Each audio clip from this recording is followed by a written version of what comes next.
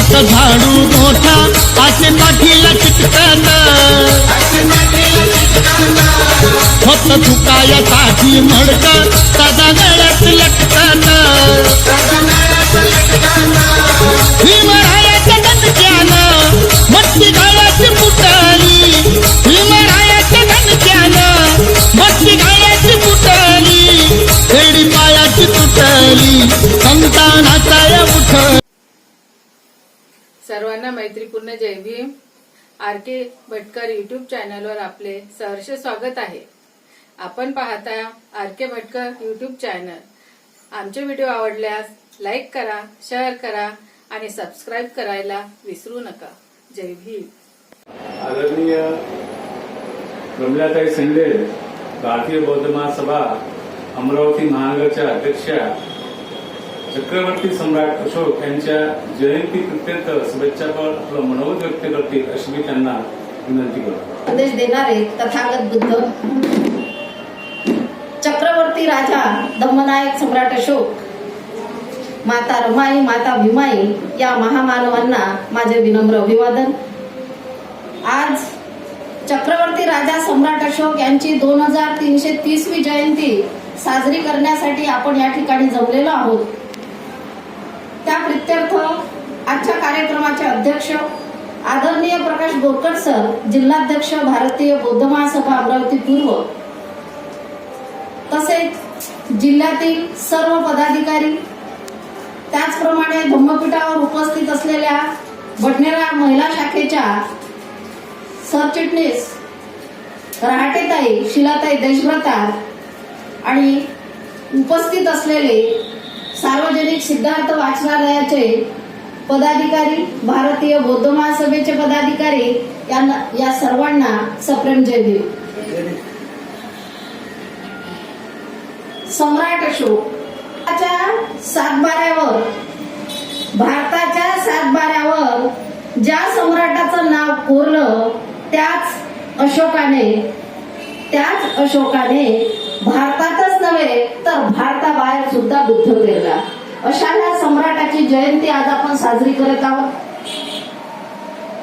सम्राट अशोक हा मौर्य साम्राज्यातील तिसरा शासक होता.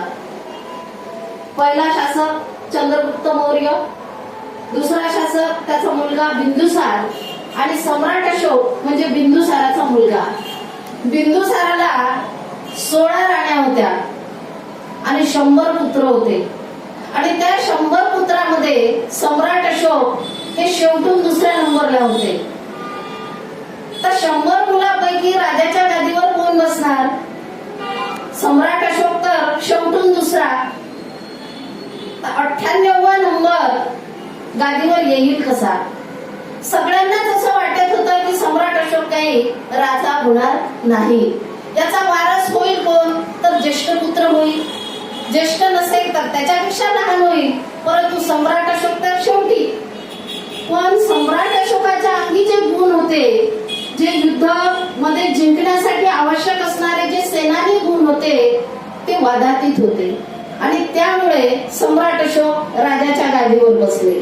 सम्राट अशोकांचा त्यांचे भाऊ दुस्वास करत होते, राग करत होते. याला कारण असं होतं की सम्राट अशोक हा अगदी बालपणापासूनच शूर होता आणि त्याच्या मानाने बाकीचे थोडेसे मागे होते. त्यांना भीती होती की सम्राट अशोक आपल्या पुढे जातो की काय, आणि म्हणून त्याचा राग करायचे. त्या रागामुळे सम्राट अशोक अत्यंत क्रूर बनला, पाषाण हृदयी बनला आणि मग त्या काळामध्ये त्याला राग करत होते. त्याच्या आईचा दुस्वास करत होते. त्याच्या आईचं नाव होतं चंपा. काही ठिकाणी तिला सुभद्रांगी सुद्धा म्हणतात, परंतु दक्षिण भारतामध्ये तिला धर्मा असे नाव आहे. हा धर्माचा पुत्र सम्राट अशोक. आणि या सम्राट अशोकाने मग आपलं बालपण तर मौज मस्ती करण्यात घालवलंच. छोट्या मोठ्या लढाई केल्या, परंतु जसा तो तारुण्यामध्ये आला तसं मग त्याला जे बाकी राजपुत्रांना शिक्षण मिळालं तसं त्याला सुद्धा मिळालेलं होतं.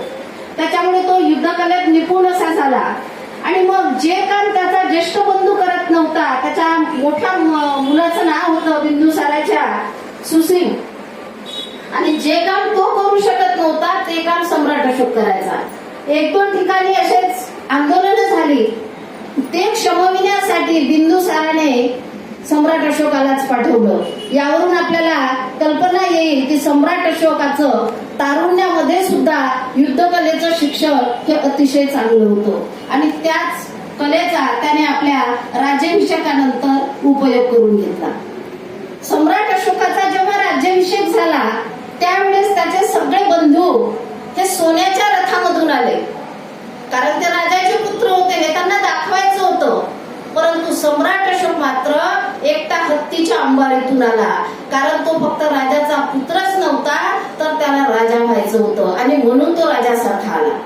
यावरून त्याच्या अंगी जे गुण होते ते एका राजाचेच होते आणि म्हणून तो एक चढाया करत होता, एक देश जिंकत होता. जेव्हा राज्याचा खूप विस्तार केला, त्याचं साम्राज्य इतकं मोठं होतं की आजचा जो आपला भारत देश आहे, भारत देश, पाकिस्तान, अफगाणिस्तान, बांगलादेश, नेपाळ, भूतान हे सगळे देश, ब्रह्मदेश हे सगळं साम्राज्य सम्राट अशोकाचं होतं. आणि सम्राट अशोकांनी एवढं मोठं साम्राज्य आपल्या हिमतीच्या बळावर, आपल्या युद्धकलेच्या जोरावर, लोकांना जिंकण्याच्या जोरावर मिळवलेलं होतं.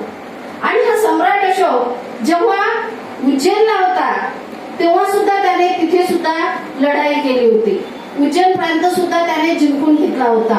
असा हा सम्राट अशोक कलिंग युद्धामध्ये सहभागी होतो. कारण सगळं साम्राज्य विस्तार झाल्यानंतर कलिंग हे राज्य असं होतं, एकतर समुद्र किनाऱ्याला होतं आणि त्याला काहीही करून ते राज्य जिंकायचं होतं. परंतु त्यानं जिंकण्याच्या अगोदरच कलिंगच्या राजाने आपलं स्वतंत्र राज्य, आपलं स्वातंत्र्य घोषित केलं होतं. त्यामुळे ते एक स्वतंत्र राज्य झालं होतं आणि सम्राट अशोकाला ते काहीही करून जिंकायचं होतं. सम्राट अशोकाजवळ सैन्य सुद्धा खूप होतं. पायदळ होतं, घोडदळ होतं, हत्तीदळ होतं.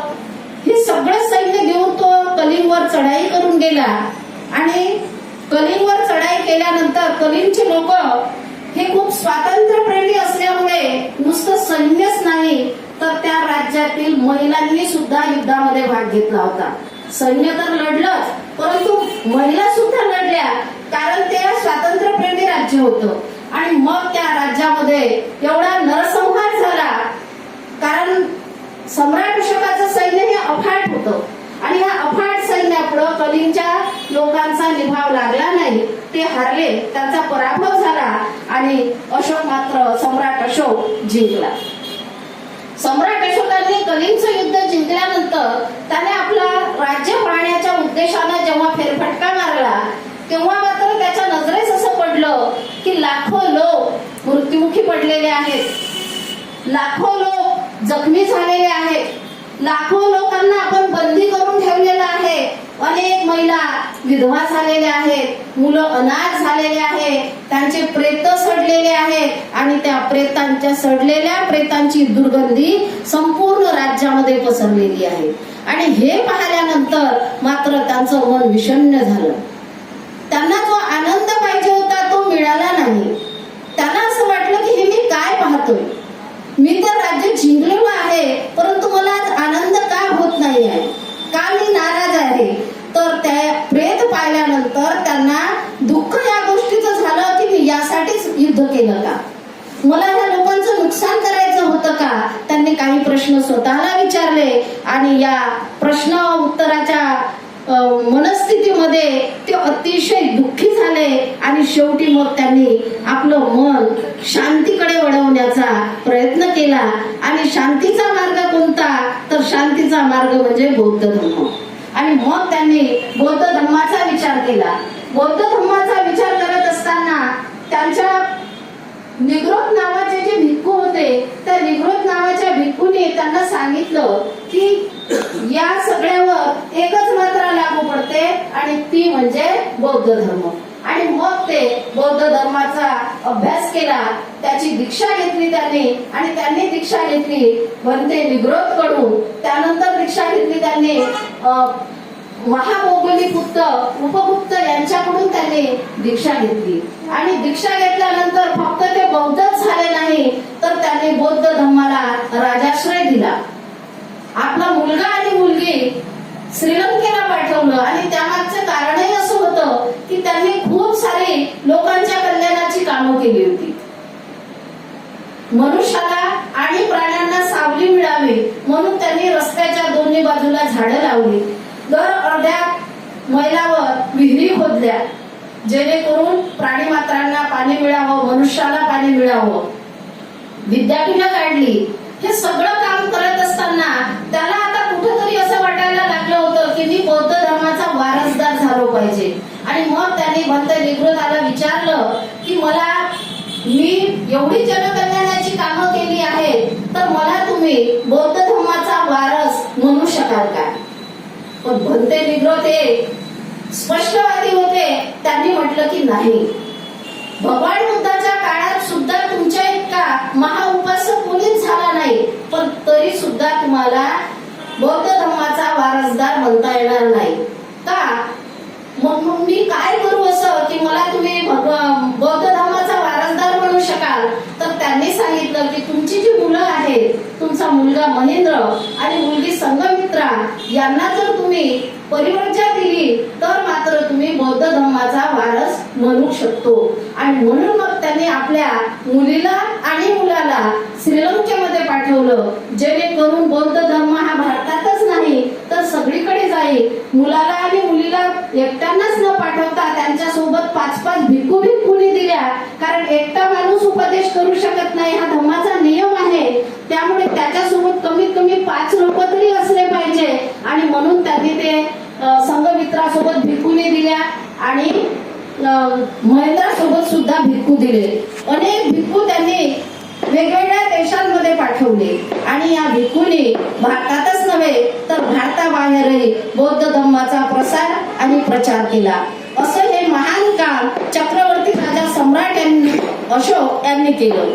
आणि नंतर आज जे आपण बघतो आहे त्यांनी जे शिलालेख कोरून ठेवलेले आहेत त्यावरून आपल्याला त्यांच्या कार्याची महती कळते.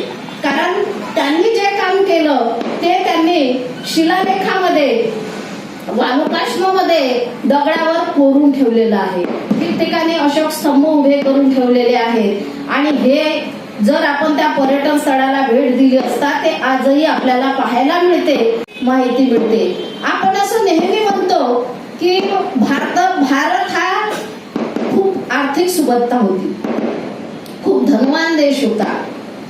एकेकाळी भारतातून सोन्याचा धूर निघत होता असं आपण वारंवार ऐकतो. पण हा सोन्याचा धूर कोणाच्या काळात निघत होता हे मात्र कोणीच सांगत नाही. हा सोन्याचा धूर फक्त सम्राट अशोकाच्याच काळात निघत होता, कारण त्याच काळात आपल्या भारतामध्ये आर्थिक सुबत्ता होती. आणि म्हणून सम्राट अशोकाने फार मोठं कार्य बौद्ध धर्मामध्ये केलेलं आहे. त्यांच्या शिलालेखावरून आज आपल्याला हे दिसून येते. असा लोककल्याणकारी राजा, त्याची आज आपण जयंती साजरी करत आहोत. या जयंतीच्या निमित्तानं मी आपणा सर्वांना खूप खूप शुभेच्छा देते आणि थांबते. सर्वांना जय हिंद.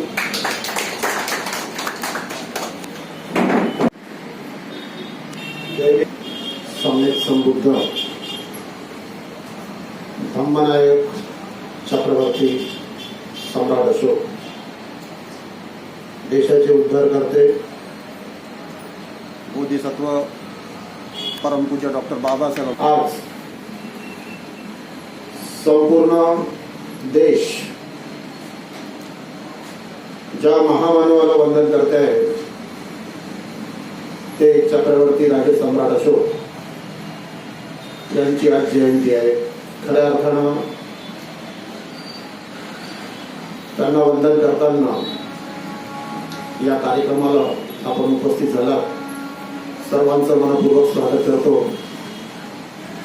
विचारपीठावर उपस्थित भारतीय बौद्ध महासभेच्या महानगराच्या अध्यक्षा प्रतिलताई शेंडे, भारतीय बौद्ध महासभेच्या महिला शाखेच्या सरचिटणीस बडनेरा शहराच्या राहतेताई शिलाताई देशमुख,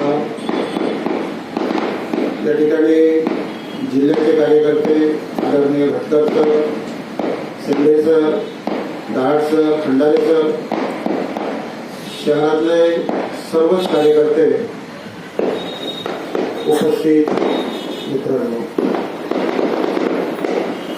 आतापर्यंत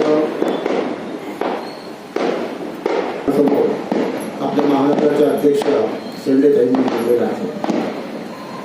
निश्चितच इतिहास हा इतिहास असतो, त्याला कोणी बदलू शकत नाही. बौद्ध धर्माचा खरा प्रचारक इतिहासामध्ये तथागत भगवान बुद्धाच्या नंतर त्यांच्या भिक्षू संघात अनेक विद्वान लोक होतेच.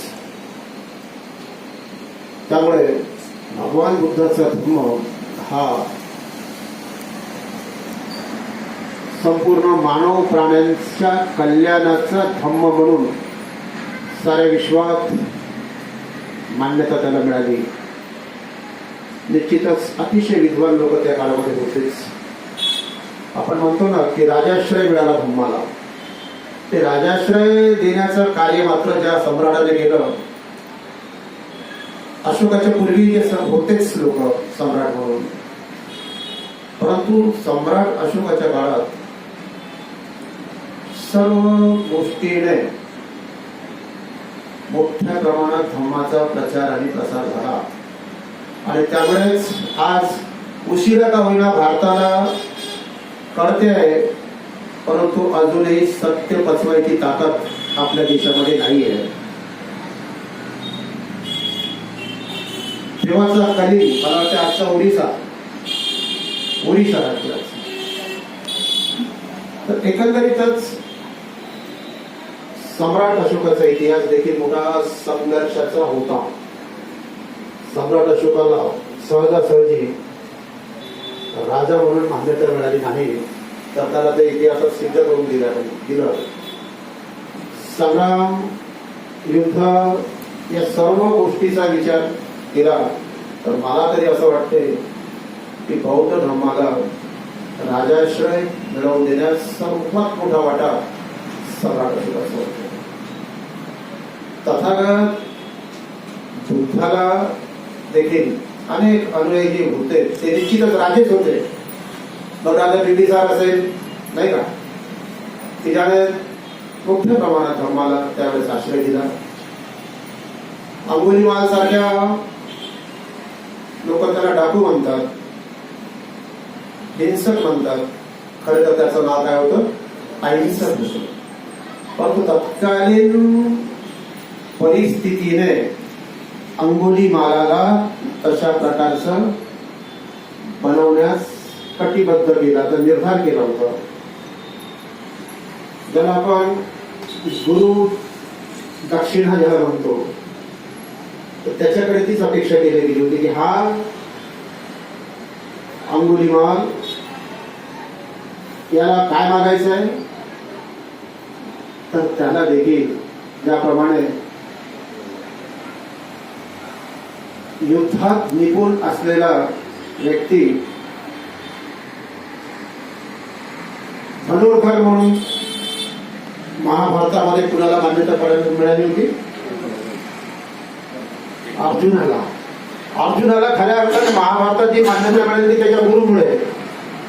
कारण की त्याला कुठल्याही परिस्थितीमध्ये एकलव्याला धनुर्धर म्हणून मान्यता मिळून द्यायची नव्हती. हा चंग त्याने बांधला होता. आणि म्हणून गुरु दक्षिणेच्या मोबदल्यात एकलव्याचा अंगठा कापल्या गेला. असा हा कपटी इतिहास आहे. तेच त्या काळात अहिंसक अंगुलीमालाच्या बाबतीतही झालं. परंतु या सर्वांचा इतिहास पाहिल्यावर सम्राट अशोकाच्या बाबतीत मात्र असं नाही झालं. पण शेवटी सम्राट अशोकाने राजा म्हणून संघर्ष केलाच, लढला शेवटपर्यंत, की ज्याचं प्रतिबिंब आजही आपल्याला पाहायला भेटते. आज जगाला प्रश्न पडतो की